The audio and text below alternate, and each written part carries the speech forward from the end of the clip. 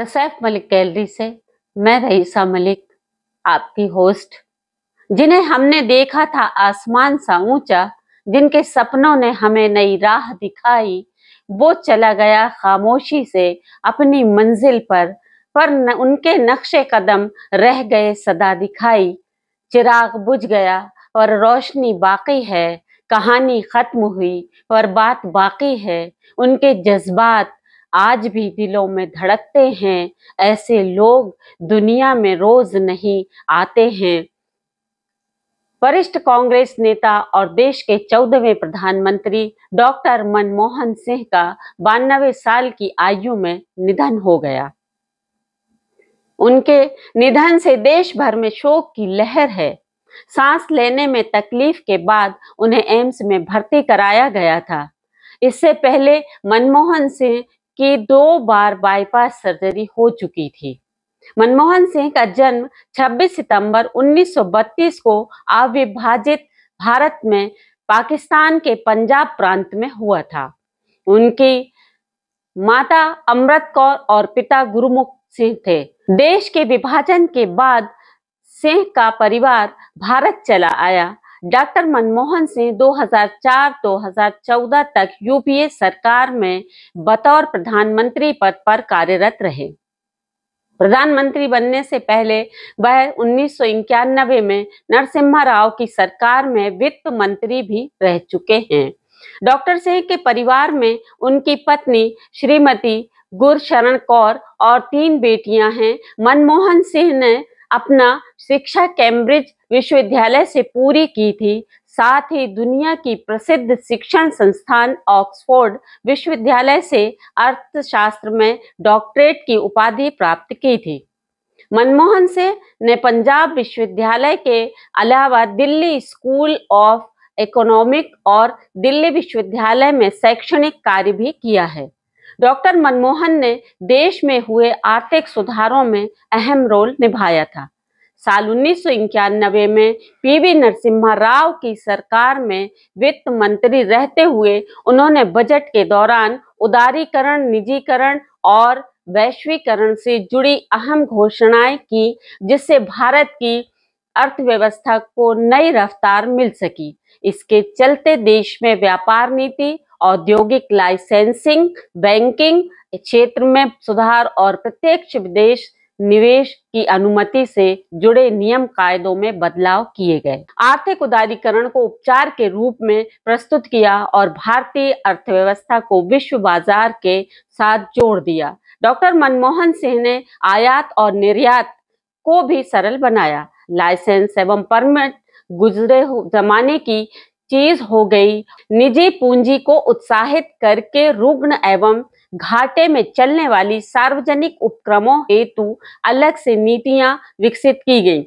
उदारीकरण के बेहतरीन परिणाम भारतीय अर्थव्यवस्था में नजर आने लगे थे और इस प्रकार एक गैर राजनीतिक व्यक्ति जो अर्थशास्त्र का प्रोफेसर था का भारतीय राजनीति में प्रवेश हुआ, ताकि देश की बिगड़ी अर्थव्यवस्था को पटरी पर लाया जा सके। मनमोहन सिंह ने राजनीतिक करियर को देखा जाए तो डॉक्टर सिंह 1991 से भारतीय संसद के उच्च सदन राज्यसभा के सदस्य रहे। वहां वे 1998 और 2004 के बीच विपक्ष के नेता डॉक्टर मनमोहन सिंह ने 2004 के आम चुनावों के बाद 22 मई को प्रधानमंत्री पद की शपथ ली और 22 मई 2009 को दूसरे कार्यकाल के लिए पद की शपथ ली। वह लगातार 10 साल तक प्रधानमंत्री रहे। डॉक्टर मनमोहन सिंह ने संयुक्त राष्ट्र के साथ भी काम किया है। वह वर्ष 1966 से 1969 के दौरान संयुक्त राष्ट्र सम्मेलन के लिए आर्थिक मामलों के अधिकारी के रूप में चुने गए थे। डॉक्टर मनमोहन सिंह 1982 से 1985 तक भारतीय रिजर्व बैंक के गवर्नर भी रह चुके हैं। उन्होंने इस दौरान कई बैंकिंग सुधार किए थे। वरिष्ठ कांग्रेस नेता मनमोहन सिंह 1985 से 1987 तक योजना आयोग के प्रमुख के पद पर भी रह चुके हैं। साथ ही उन्होंने 1972 और 1976 के बीच मुख्य आर्थिक सलाहकार समेत कई पदों पर कार्य किया। 1987 से 1990 तक संयुक्त राष्ट्र में मनमोहन सिंह का कार्यकाल दक्षिण आयोग के महासचिव के तौर पर था, जो विकासशील अर्थव्यवस्थाओं का एक इंटर गवर्नमेंटल संगठन है। कांग्रेस नेता मनमोहन सिंह साल 1991 में असम से राज्यसभा सदस्य चुने गए। इसके बाद वह साल 1995, 2001, 2007 और 2013 में फिर राज्यसभा सदस्य रहे। 1998 से 2004 तक जब भाजपा सत्ता में थी, तब वही राज्यसभा में विपक्ष के नेता थे। 1999 में उन्होंने दक्षिणी दिल्ली से चुनाव लड़ा, लेकिन जीत नहीं पाए।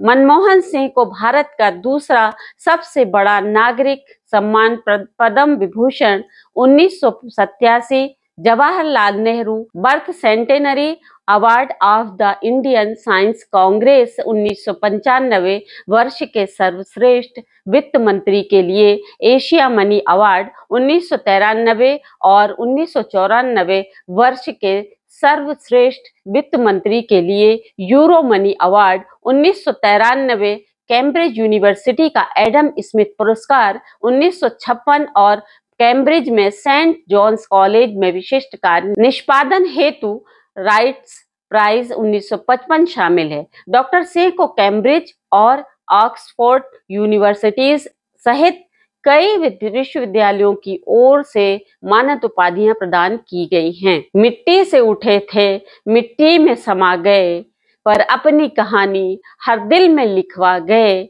सूरज थे, रोशनी देकर ढल गए, सितारे बनकर अमर हो गए। उनका जाना सिर्फ जुदाई नहीं, एक युग का अंत है, पर उनकी परछाई नहीं। वो चले गए, मगर रहेंगे सदा जुबानों पर, इतिहास के पन्नों में और दुआओं में। सभी देशवासियों की तरफ से हम उन्हें भावभीनी श्रद्धांजलि अर्पित करते हैं।